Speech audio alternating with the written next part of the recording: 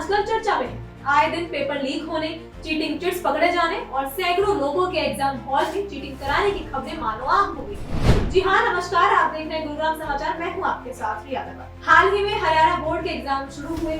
Exam शुरू होते ही class 12वीं के इंग्लिश पेपर और क्लास 10वीं के मैथ के पेपर लीक हो गए। वहीं 10वीं के पेपर के छात्रों को नकल कराने की होड़ में कुछ बच्चे स्कूल की दीवारों पर चढ़ते नजर आए। आए दिन नकल कराने आए बच्चों की तस्वीरें और प्राइवेट टीचर्स की चिट लिखते वीडियो सामने आते रहते। हालांकि एजुकेशन डिपार्टमेंट की ओर से कार्रवाई तो हो रही है, आए दिन नकलचियों को पुलिस खदेड़ रही है, आए दिन गिरफ्तारियां भी हो रही है, लेकिन फिर भी हरियाणा सरकार पेपर में नकल होने से नहीं रोक पा रही। हालांकि इसकी सफाई पर सीएम सैनी ने बयान भी दिया। उन्होंने कहा, ये पेपर लीक नहीं है, पेपर आउट हुआ है। एक सेंटर से पेपर आउट हुआ है। किसी बच्चे ने पेपर बाहर दिया, उसका व्हाट्सएप बाहर चला गया और इस बात को हमने गंभीरता से लिया है। आज इसको लेकर के हमने बैठक में उच्च अधिकारियों में बैठ करके चर्चा की है। सभी डीसीस एसपीस को भी इसके लिए निर्देशित किया है और हमने ये कहा है कि सरकार की जो क्रेडिबिलिटी है उसके ऊपर कोई सवालिया निशान नहीं होना चाहिए। अगर किसी ने गलत किसी के क्षेत्र के अंदर हुआ है, हमने उसको भी गंभीरता से लिया है और उसके अंदर हमने जो संज्ञान लिया है, हमने कार्रवाई की है।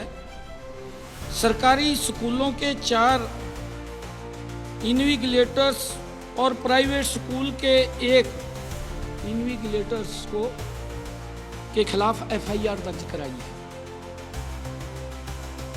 जिनमें सरकारी स्कूल के गोपाल दत्त, शौकत अली, रकमुद्दीन, प्रीति रानी, प्राइवेट स्कूल की ममता, चारों सरकारी स्कूल के इन्विजिलेटर्स को निलंबित कर दिया है।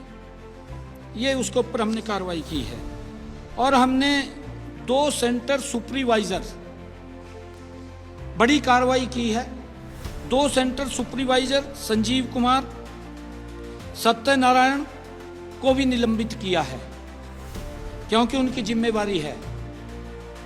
और इन मामलों में विभिन्न केंद्रों पर नकल करवाने अथवा पेपर परीक्षा केंद्र से बाहर निकलने के आरोप में अभी तक 4 बाहरी व्यक्तियों और 8 जो बच्चे थे पेपर दे रहे थे उनके खिलाफ भी कार्रवाई एफआईआर दर्ज हुई है। इस मामले की जांच जारी है। हमने कहा है कि इसकी और डीपली जांच करें।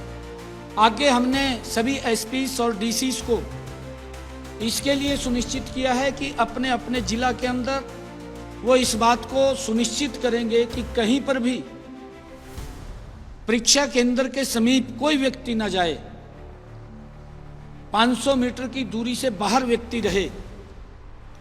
अगर कहीं पर भी इस प्रकार की शिकायत मिलती है तो उसका जिम्मेवार वहां का प्रशासन होगा। और उस बात को ध्यान में रखते हुए हमने जहां पर ये काम हुआ है उसमें हमने अभी तक 25 पुलिस अधिकारियों व कर्मचारी उसमें दोषी हमें मिले हैं, जो हमारी प्राथमिक जांच थी।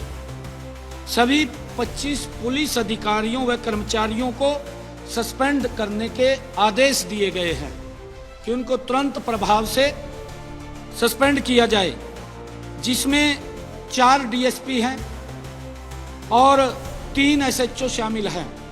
उनके टेरिटरी के अंदर इस प्रकार का घटनाक्रम हुआ है।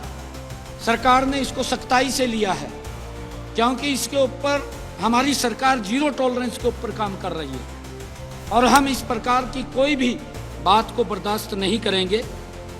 4 डीएसपीस और 3 एसएचओस को हमने सस्पेंड किया है और इसके साथ साथ पुलिस के वहां कर्मचारी लगे हुए थे, उनको भी सस्पेंड करने के आदेश दिए हैं। क्या हरियाणा सरकार राजनीति में इतनी व्यस्त है कि प्रदेश में बोर्ड परीक्षाएं भी निष्पक्ष तरीके से नहीं करवा सकती? प्रशासन की नकल रहित परीक्षा कराने के दावे की पोल खुलती नजर आ रही है। बोर्ड एग्जाम में नकल होना, बार बार चीटिंग के लिए छात्रों का दीवारों पर चढ़ना, ऐसी घटना से बोर्ड की विश्वसनीयता पर सवाल खड़े हो गए। शिक्षा विभाग के साथ साथ पुलिस विभाग भी नकलचियों पर लगाम नहीं कस पाए। हालांकि प्रशासन और शिक्षा विभाग ने परीक्षा में सख्ती बरतने का दावा किया था, लेकिन जमीनी हकीकत कुछ और नजर आ रही है। पुलिस बल की तैनाती, नदारत ही नकल को रोकने के लिए कोई ठोस कार्रवाई नहीं कर रही सरकार। इतनी कड़ी लगाम के बाद भी नकल अभी भी चालू है। अभी भी हरियाणा सरकार निष्पक्ष एग्जाम नहीं करवा पा रही। इस पर आपकी क्या राय है, हमें कमेंट बॉक्स में बताएं। तमाम ऐसी खबरों के लिए देखते रहिए गुरुग्राम समाचार।